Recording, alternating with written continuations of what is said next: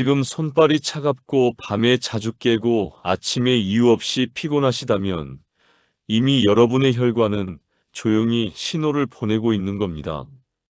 이 신호를 무시했다가 어느 날 갑자기 응급실로 실려온 분들을 저는 너무도 많이 봐왔습니다. 그분들이 공통적으로 하시는 말씀이 있어요.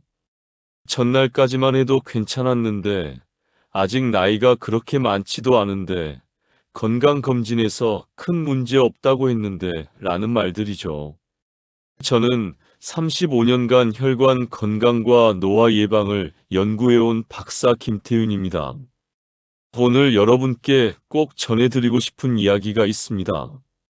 여기서 가장 무서운 착각이 하나 있습니다. 증상이 없다는 것은 건강하다는 뜻이 아니에요. 그저 아직 터지지 않았을 뿐입니다. 혈관은 말이 없어요. 조용히 늙어가고 조용히 막히고 조용히 딱딱해집니다. 그러다가 어느 순간 갑자기 무너지는 거죠. 여러분 손발이 요즘 유난히 차갑지 않으신가요? 예전보다 계단 오를 때 숨이 더 차지 않으신가요?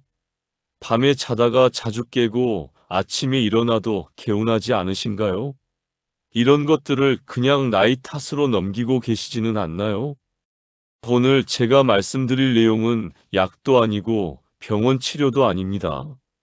하지만 이것을 모르고 지나치면 어떤 약을 먹어도 근본적인 변화를 만들기 어렵습니다. 하루 한 스푼, 단 한 스푼으로 혈관이 보내는 마지막 신호를 되돌릴 수 있는 방법입니다.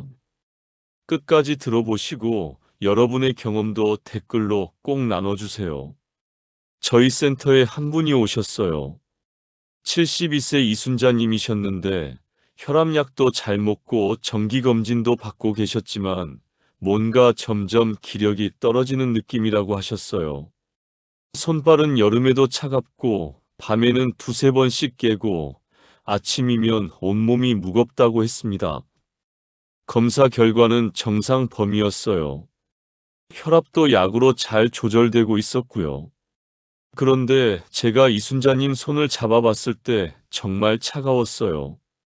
혈관 탄력 검사를 해보니 실제 나이보다 훨씬 더 노화된 상태였습니다.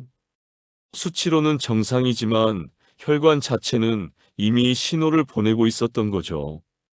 이게 바로 많은 분들이 놓치는 부분입니다. 약은 수치를 조절하지만 혈관의 근본적인 상태를 회복시키지는 못해요. 혈관의 탄력, 내피세포의 염증, 혈액순환 리듬, 이런 것들은 스스로 회복해야 합니다. 오늘 이 영상에서 말씀드릴 내용은 여러분의 혈관 관리 방식을 완전히 바꿀 수 있는 중요한 지혜입니다. 이 이야기를 끝까지 듣고 실천하셔야만 진정한 변화를 경험할 수 있어요. 혹시 아직 구독과 좋아요를 누르지 않으셨다면 지금 바로 눌러주세요. 이 채널은 여러분의 건강한 노년을 응원합니다. 그런데 왜 혈관이 이렇게 조용히 늙어가는 걸까요? 60세가 넘으면 혈관에서 실제로 일어나는 변화가 있습니다. 첫째는 탄력이 떨어져요. 젊었을 때는 혈관이 고무줄처럼 늘었다 줄었다 하면서 혈액을 밀어주는데 나이가 들면 이 탄력이 점점 사라집니다.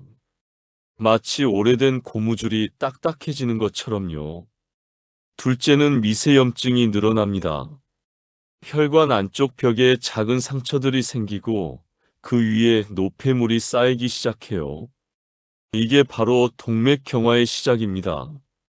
셋째는 혈류 속도가 느려져요.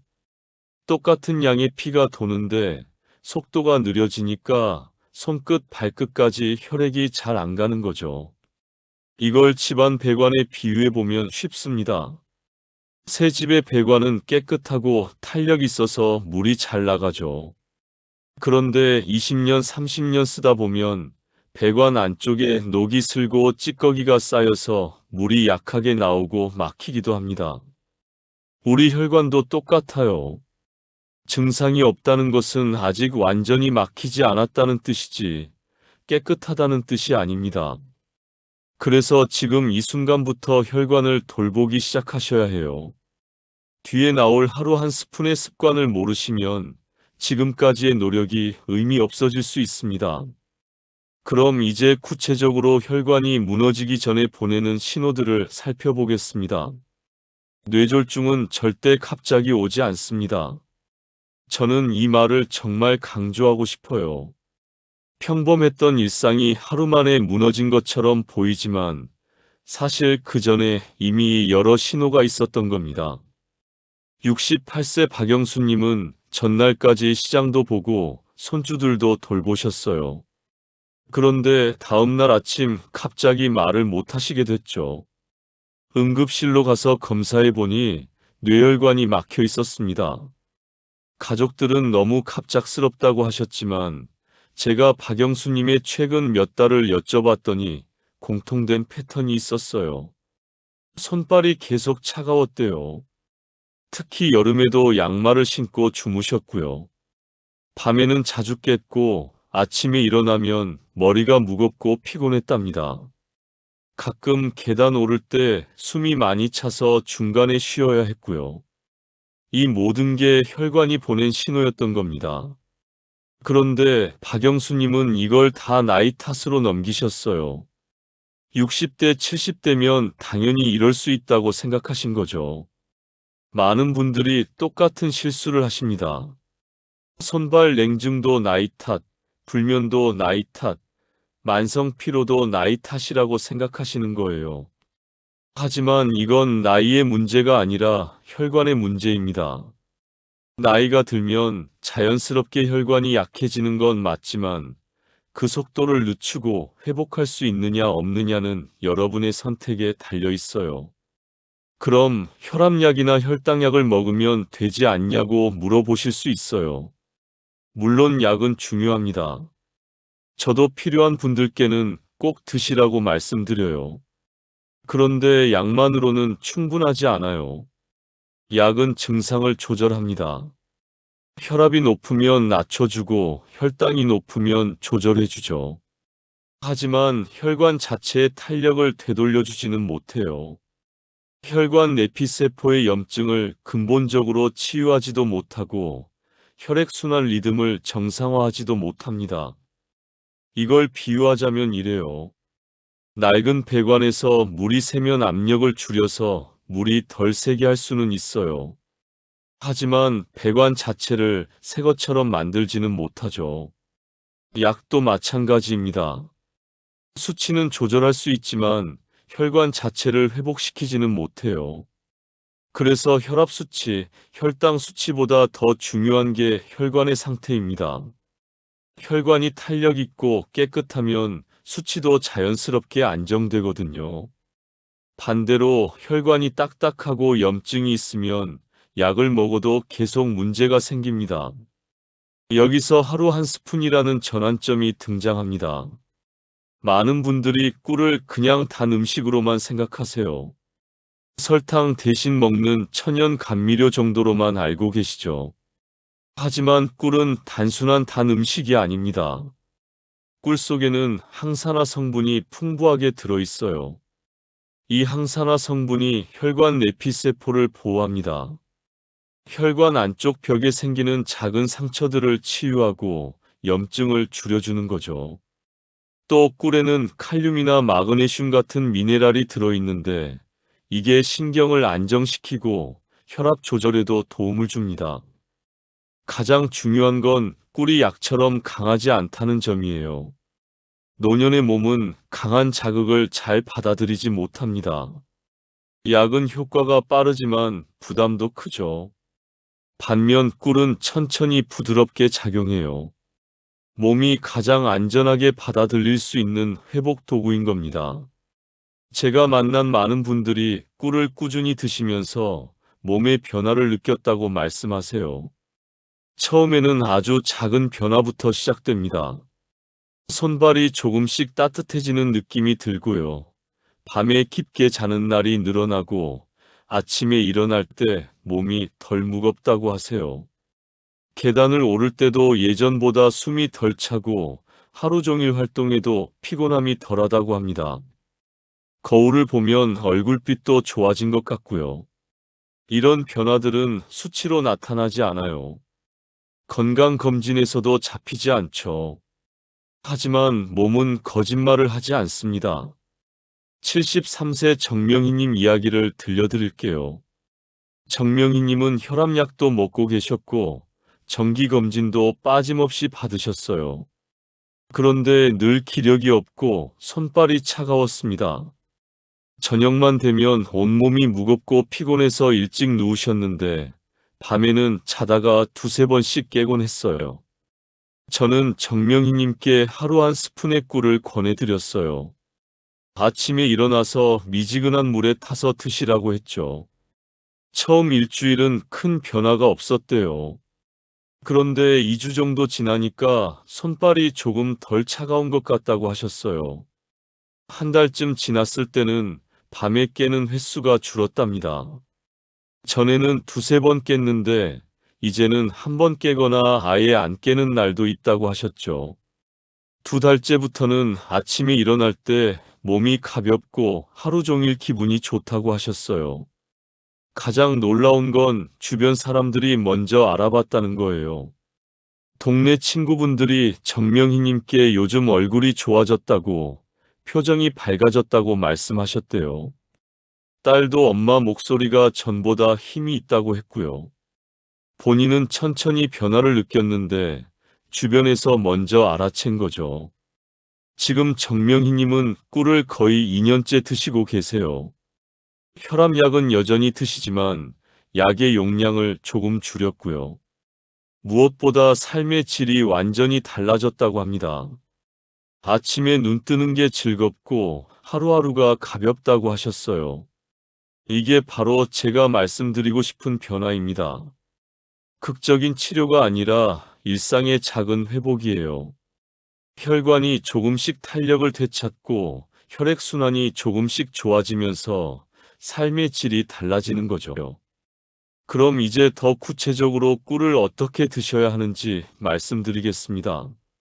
하루 중 언제 꿀을 먹느냐가 정말 중요합니다. 같은 한 스푼이라도 어느 시간에 드시느냐에 따라 효과가 달라지거든요. 많은 분들이 아침에 공복에 꿀물을 드시는데 사실 이게 모든 분께 좋은 건 아니에요. 아침 공복에 꿀을 드시면 혈당이 빠르게 올라갈 수 있어요. 특히 당뇨가 있으신 분들은 조심하셔야 합니다.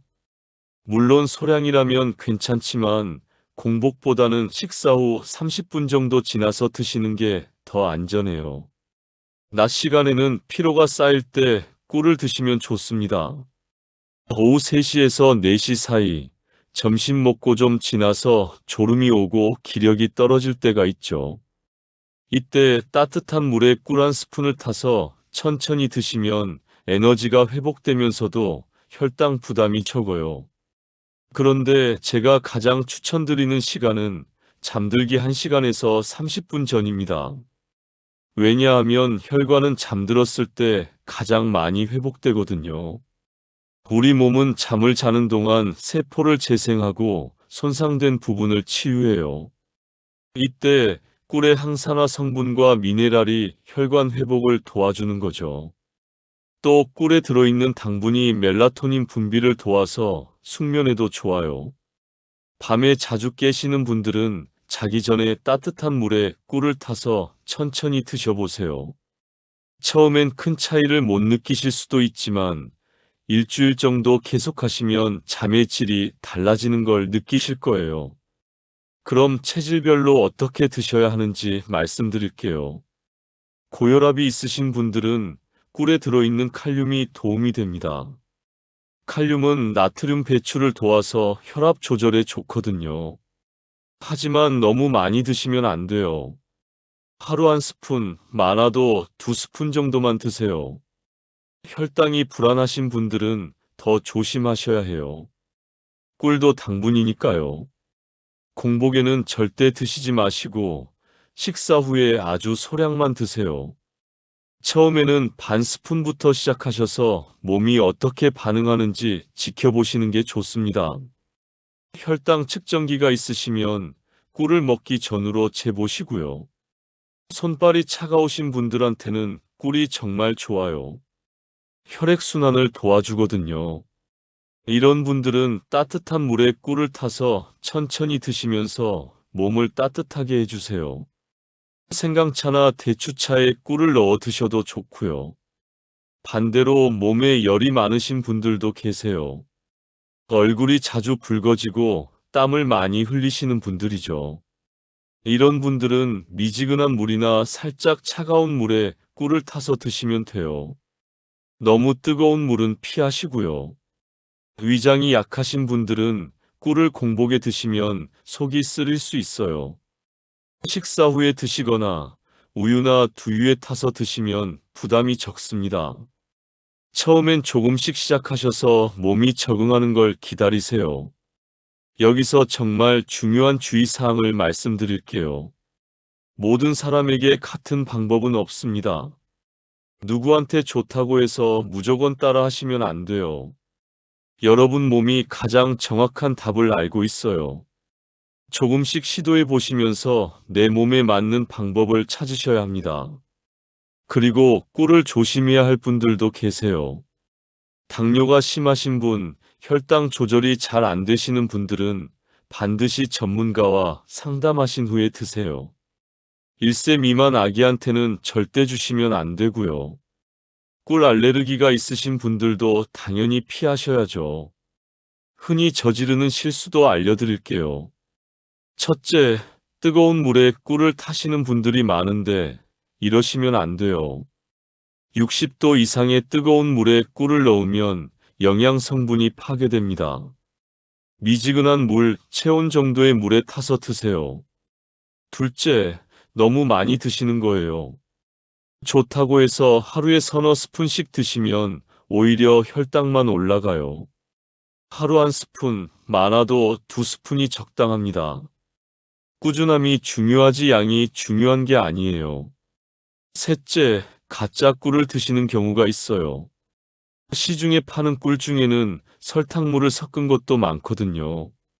진짜 꿀인지 확인하셔야 해요. 가격이 너무 싸거나 너무 맑고 투명하거나 오래 둬도 결정화가 안 되면 의심해 보세요.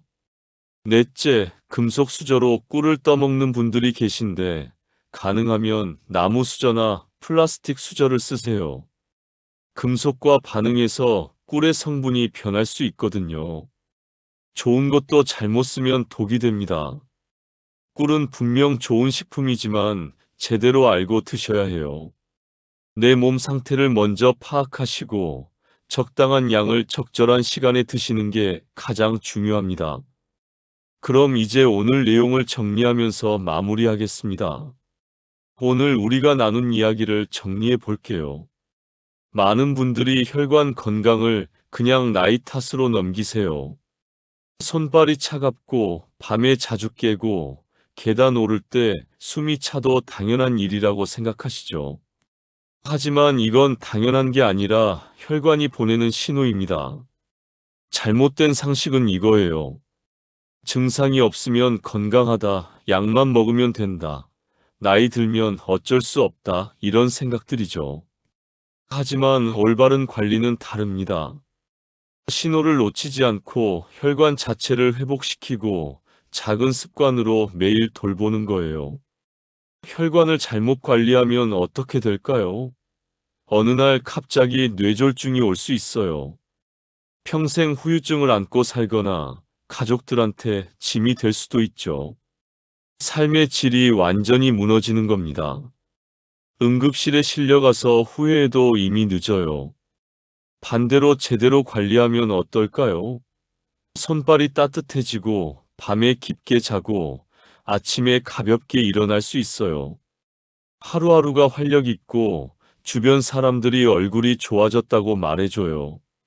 무엇보다 자신감이 생깁니다. 내 몸을 내가 돌볼 수 있다는 자신감이요. 오늘 당장 실천할 수 있는 단 하나를 말씀드린다면 하루 한 스푼의 꿀입니다. 미지근한 물에 꿀 한 스푼을 타서 잠들기 1시간 전에 천천히 드세요. 이 작은 습관이 여러분의 혈관을 조용히 회복시킬 겁니다. 처음 일주일은 변화를 못 느끼실 수도 있어요. 하지만 2주, 3주, 한 달 계속 하시다 보면 분명 달라집니다. 몸이 먼저 알아요. 손발이 따뜻해지는 걸, 잠이 깊어지는 걸, 아침이 가벼워지는 걸 느끼실 거예요. 하루 한 스푼은 약이 아닙니다. 하지만 그 한 스푼은 나는 아직 나를 돌볼 수 있다는 선택입니다. 노화를 운명처럼 받아들이지 마세요.